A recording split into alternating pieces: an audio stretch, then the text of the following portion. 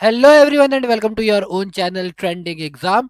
तो आज करने वाले हैं हम लोग हमारी जो बुक है घटना चक्र की, उसका चैप्टर नंबर 12 स्टार्ट करने वाले हैं आज हम लोग। अगर आप लोगों ने अभी तक चैप्टर नंबर 1 से लेकर के चैप्टर नंबर 11 तक की वीडियोस नहीं देखी है तो उसके प्लेलिस्ट का लिंक मैं डिस्क्रिप्शन बॉक्स में डाल दूंगा। आप वहां से आराम से सारी वीडियोस देख सकते हैं। पूरा कोर्स अवेलेबल है चैनल पे। और साथ ही साथ ये जो चैप्टर का मैं आपको बताने वाला हूँ आज, इस चैप्टर के भी मैं पीडीएफ का लिंक डिस्क्रिप्शन बॉक्स में डाल दूंगा, ताकि ये पीडीएफ आप खुद से भी डाउनलोड करके एक बार घर पे सेल्फ स्टडी के लिए भी पढ़ सके। ठीक है, तो चलिए बिना किसी देरी के स्टार्ट करते हैं आज का चैप्टर।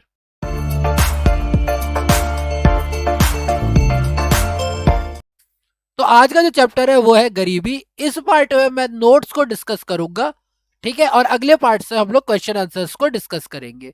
सबसे पहले जरा इसके जो नोट्स दिए हुए हैं वो पढ़ लेते हैं। गरीबी का तात्पर्य आधारभूत आवश्यकताओं तक पहुंच की असमर्थता से है। यानी जब कोई व्यक्ति आधारभूत चीजों को भी नहीं पूरा कर पाता है, असमर्थ है उसे भी पाने में, तो वो गरीब कहलाता है और वो सिचुएशन गरीबी कहलाती है। अर्थात जब अपनी मौलिक जरूरतों को भी व्यक्ति पूरा ना कर सके तो वह गरीब है। गरीबी को दो रूपों में देखा जाता है, निरक्षेप गरीबी और साक्षेप गरीबी। निरपेक्ष गरीबी और सापेक्ष गरीबी। निरपेक्ष गरीबी यानी एब्सोल्यूट पॉवर्टी यह दर्शाता है कि कितने लोग गरीबी में जी रहे हैं। निरपेक्ष गरीबी मापन को हेड काउंट विधि भी कहा जाता है, क्योंकि यह गरीबों की संख्या को बताता है। इस विधि में उपभोग व्यय या न्यूनतम आवश्यकता पोषण स्तर के आधार पर गरीबी रेखा का निर्धारण कर उन लोगों को गरीब मान लिया जाता है जिनका उपभोग व्यय गरीबी रेखा से नीचे है। वहीं पर अगर मैं सापेक्ष गरीबी यानी कि रिलेटिव पॉवर्टी की बात करता हूं, तो अर्थव्यवस्था में आय एवं संपत्ति के वितरण की स्थिति को दर्शाता है।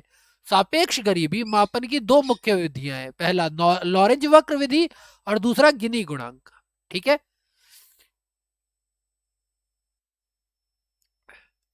लॉरेंज वक्र का प्रतिपादन वर्ष 1905 में मैक्स ओ लॉरेंज द्वारा किया गया था।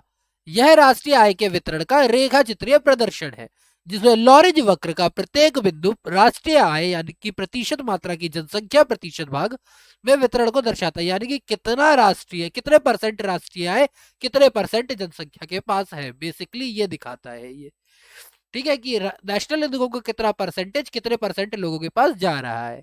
लॉरेंज वक्र कुल आय के संचयी प्रतिशत और जनसंख्या के संचयी प्रतिशत के मध्य वितरण का प्रदर्शन करता है। यानी इसकी परसेंटेज ले ली, इसकी परसेंटेज ले ली और दोनों का सीएफ कंपाउंड निकाल करके ग्राफ बना दिया। तो निरपेक्ष समानता रेखा समता रेखा ये है, यानी इतने पे अगर खर्चा होता है तो यानी कि आपका सही है। अब लॉरेंज वक्र यही दिखाता है कि भाई कितने परसेंट जनता के पास आय का कितना प्रतिशत भाग है। ठीक है, ये दिखाता है। लॉरेंज वक्र सॉरी लॉरेंज वक्र निरपेक्ष समता रेखा से जितनी दूर होगा आय का वितरण उतना ही असमान होगा, यानी उतने ही अमीर गरीब का फर्क होगा आपके देश में। जबकि यह निरपेक्ष समता रेखा के जितने नजदीक होगा आय का वितरण उतना ही समान होगा। अगर मैं गिनी गुणांक की बात करता हूं तो गिनी गुणांक का प्रतिपादन वर्ष 1912 में कोरेडो गिनी ने किया था।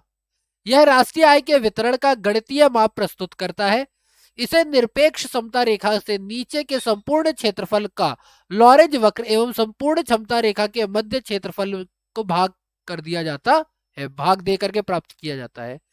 क्या बोला है कि निरपेक्ष समता रेखा के नीचे के संपूर्ण क्षेत्रफल का लॉरेंज वक्र एवं पूर्ण क्षमता रेखा के मध्य क्षेत्रफल से भाग दे करके प्राप्त किया जाता है। यानी बेसिकली अगर मैं बेसिक बात करूं तो इस पूरे एरिया में से इस एरिया का डिवाइड। ठीक है, जरा पढ़ते ऊपर दे भी रखा होगा। गिनी गुणांक पूर्ण समता रेखा एवं लॉरेंज वक्र के मध्य का क्षेत्रफल जो मैंने बताया कि ये है, तो ये वाला जो एरिया है ये वाला। ठीक है, और पूर्ण समता रेखा के मध्य का कुल क्षेत्रफल, तो यानी कि ये पूरा का पूरा एरिया। ठीक है, गिनी गुणांक एवं शून्य एवं एक के मध्य, यानी कि 0 से ज्यादा या बराबर या 1 से छोटा या बराबर हो सकता है। जब इसका मान शून्य होता है यानी जीरो होता है यानी जीरो वैल्यू होती है तो इसका मतलब है कि राष्ट्रीय आय की पूर्ण समानता है, यानी अमीर गरीब का फर्क है नहीं, अर्थात प्रत्येक व्यक्ति को एक समान आय प्राप्त हो रही है। जब इसका मान एक होता है तो इसका मतलब है राष्ट्रीय आय से पूर्णतया असमान वितरण से है, अर्थात एक ही व्यक्ति पूरी आय प्राप्त कर रहा है और शेष व्यक्ति को कुछ नहीं मिल रहा है। ठीक, ज्यादा ऊपर हो गया। भारत में गरीबी, भारत में गरीबी मापन का प्रथम आधिकारिक प्रयास योजना आयोग द्वारा डी गॉडगिल समिति द्वारा वर्ष 1962 में किया गया, जिसे प्रति व्यक्ति प्रति माह 20 रुपए उपभोग व्यय को गरीबी की रेखा मानने का सुझाव दिया गया। वर्ष 1977 में योजना आयोग द्वारा गठित कार्यदल ने गरीबी को प्रतिदिन न्यूनतम भोजन ऊर्जा के आधार पर परिभाषित किया। इसी आधार पर ग्रामीण क्षेत्रों के लिए 2400 कैलोरी प्रति व्यक्ति प्रतिदिन और शहरी लोगों के लिए 2100 कैलोरी प्रति व्यक्ति प्रतिदिन को गरीबी रेखा माना गया। वर्ष 1989 को गठित प्रोफेसर डी.टी. लकड़वाला समिति, जिसने वर्ष 1993 में अपनी रिपोर्ट प्रस्तुत की, ने सभी राज्यों के लिए अलग अलग गरीबी रेखा का सुझाव दिया। लकड़वाला समिति ने इसके सुझाव पर ग्रामीण एवं शहरी क्षेत्रों के लिए अलग अलग मूल्य सूचकांक अपनाए जाने लगे। ग्रामीण क्षेत्रों के लिए कृषि श्रमिकों हेतु उपभोक्ता मूल्य सूचकांक यानी सीपीआई फॉर एग्रीकल्चर लेबर तथा शहरी क्षेत्रों के लिए औद्योगिक श्रमिकों का उपभोक्ता मूल्य सूचकांक यानी सीपीआई फॉर इंडस्ट्रियल वर्कर को अपनाया जाने लगा। स्मरणीय है कि भारत में निर्धनता आकलन हेतु राष्ट्रीय प्रतिदर्श सर्वेक्षण संगठन एनएसएसओ द्वारा जारी घरेलू उपभोक्ता आय के आंकड़े प्रयोग में लाए जाते हैं। भारत में गरीबी मापन की प्रविधि के निर्धारण हेतु वर्ष 2005 में सुरेश तेंदुलकर समिति का गठन किया गया। नवंबर 2009 में इस समिति ने अपनी रिपोर्ट प्रस्तुत की। तेंदुलकर समिति ने गरीबी को बहुआयामी माना और इस समिति ने कैलोरी उपागम के बाजार, खाद्य, शिक्षा और तथा स्वास्थ्य सेवाओं पर पारिवारिक व्यय को गरीबी मापन का आधार माना। इस समिति ने गरीबी मापन की विधि में यूआरपी यूनिफॉर्म रेफरेंस पीरियड, इसके अंतर्गत 30 दिनों की यादाश्त अवधि यानी रिकॉल पीरियड के भीतर उपभोग व्यय को लिया जाता था, के स्थान पर एमआरपी यानी मिक्स्ड रेफरेंस पीरियड को अपनाया गया। एमआरपी के तहत 5 मदों जैसे कपड़े, जूते, चप्पल, शिक्षा, टिकाऊ वस्तुएं और संस्थागत स्वास्थ्य व्यय को 365 दिन की यादाश्त अवधि के लिए, जबकि शेष मदों को 30 दिन की यादाश्त अवधि के लिए उपभोग व्यय के आंकड़े दिए जाते हैं। इस समिति की प्रावधि के अनुसार वर्ष 2011-12 में भारत में 21.9% गरीबी रही। भारत के ग्रामीण क्षेत्रों में 25.7%, जबकि शहरी क्षेत्रों में 13.7% गरीबी दर्ज की गई।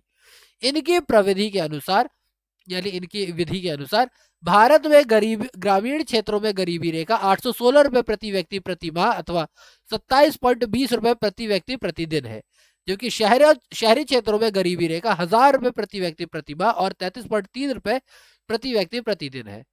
तेंदुलकर समिति के अनुसार सर्वाधिक गरीबी प्रतिशत वाला राज्य छत्तीसगढ़ 39.9% है, जबकि सर्वाधिक गरीब जनसंख्या वाला राज्य उत्तर प्रदेश 598.2 लाख है।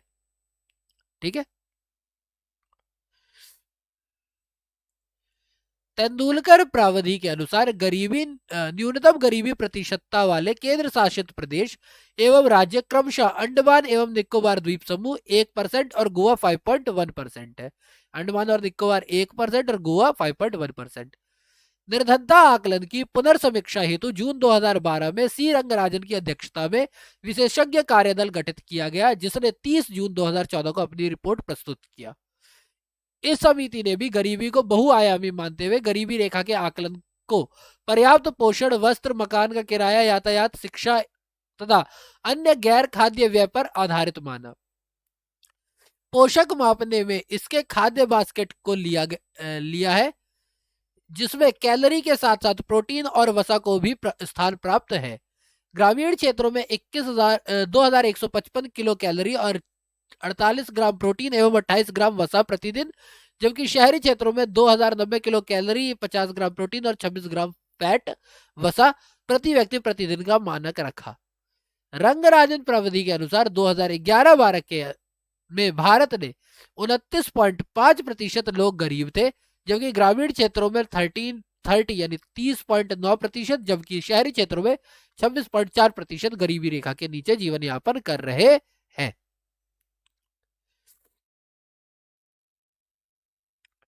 रंगराजन प्रविधि के अनुसार ग्रामीण क्षेत्रों में गरीबी रेखा 972 प्रति व्यक्ति प्रतिमाह अथवा 32.40 प्रति व्यक्ति प्रतिदिन है।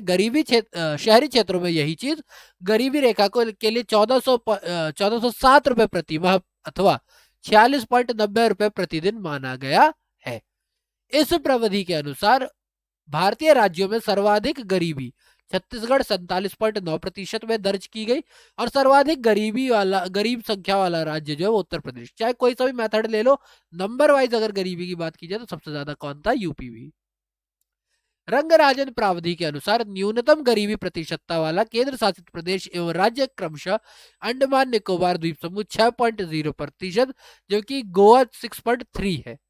रंगराजन प्रावधि के अनुसार MMRP modified mixed reference recall period पर आधारित है। MMRP में उपभोग व्यय को उसकी प्रकृति के आधार पर 3 भागों में बांटा जाता है।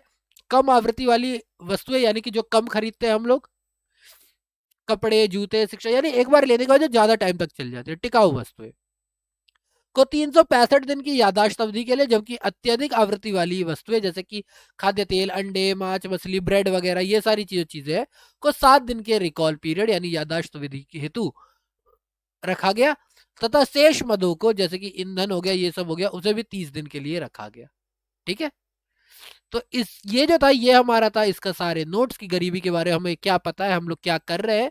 जो हमारा अगला पार्ट होगा उसके अंदर हम लोग प्रश्न कोश को स्टार्ट करेंगे। ज्यादा नहीं, सिर्फ 70 ही क्वेश्चन है, तो मैं ट्राई करूंगा कि 35 क्वेश्चन पर कहते पर वीडियो तो बनी ही जाए, और 2 और वीडियो बना करके इस चैप्टर को खत्म करेंगे। तो अगर आपको आज की वीडियो अच्छी लगी हो तो प्लीज वीडियो को लाइक करें। अगर आपने चैनल को सब्सक्राइब नहीं किया है तो मैं तो बोलूंगा, मैं तो रिक्वेस्ट ही कर सकता हूँ, चैनल सब्सक्राइब कर दो। और अगर आपने चैनल को शेयर नहीं किया है तो शेयर करें, वीडियोस को शेयर करें ताकि हमारी रीच भी दूर तक जाए। और साथ ही साथ अगर आपको मेरे लिए कोई कंप्लेन है, आपके पास कोई एडवाइस है, कोई सजेशन है, तो प्लीज मुझे कमेंट बॉक्स में बताएं। ठीक है, ताकि मैं अपनी वीडियोस को और ज्यादा इंटरेक्टिव बना सकूं। सो दैट्स बीन सेड, मैं वीडियो को यहीं पर रैप अप करता हूं। आज सिर्फ नोट्स डिस्कस किया, अगले पार्ट में हम लोग प्रश्न क्वेश्चन डिस्कस करेंगे। ठीक है, stay safe, be healthy and thank you for your time.